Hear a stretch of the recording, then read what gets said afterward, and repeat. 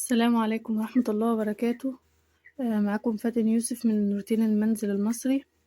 احنا النهاردة هنشوف الفرخ الأبيض بيبقى فيه ساعات يجيله في عينيه تلاقي فيها دمعة كده، فيها دموع، تلاقي عينيه فيها مرغية كده أو فيها دموع. أنا لقيت عندي فرخ واحد هو اللي فيه المشكلة ديت.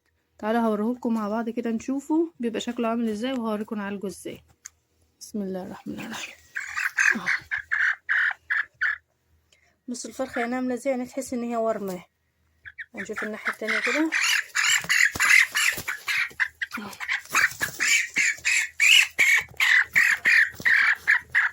بسم الله.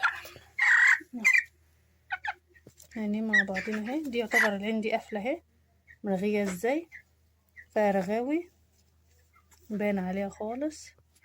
طب احنا هنعمل فيها ايه دي اهو. حتى الفرخ مش واكل قوي، هي برضو بتحس ان هي مخليه جسمه دافي كده ومش مظبوط، وتحس كده ان هو يعني ايه زي ما يكون كان عنده دور برد وكده وفايق منه وطالع منه وجاله الدور دوت بقى. حكايه عيني دي احنا هنعمل ايه؟ احنا هنشوف عندنا نوع قطرة حلو للعين، مش نوع معين، يعني اعتبروا اي نوع. يعني مثلا في نوع ب15 جنيه، في ب20 جنيه.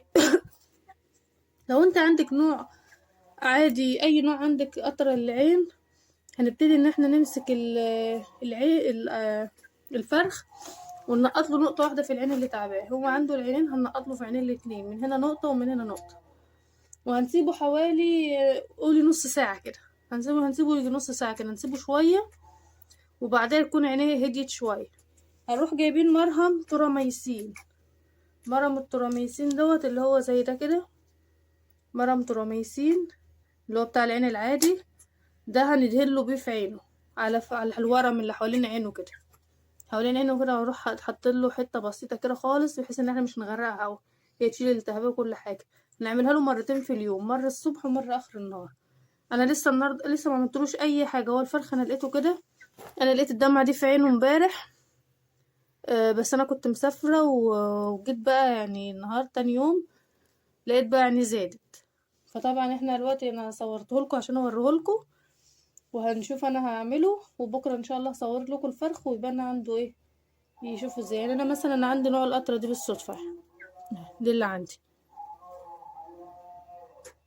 قطره عاديه اسمها نورمو تيرس. نورمو تيرس عادي، اي نوع قطره يا ولاد عندكم.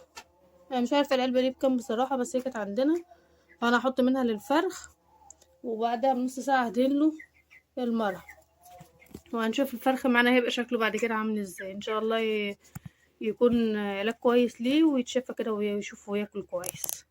يا رب تكونوا استفدتوا معايا. مش تنسونا في اللايك والاشتراك، والسلام عليكم ورحمة الله وبركاته.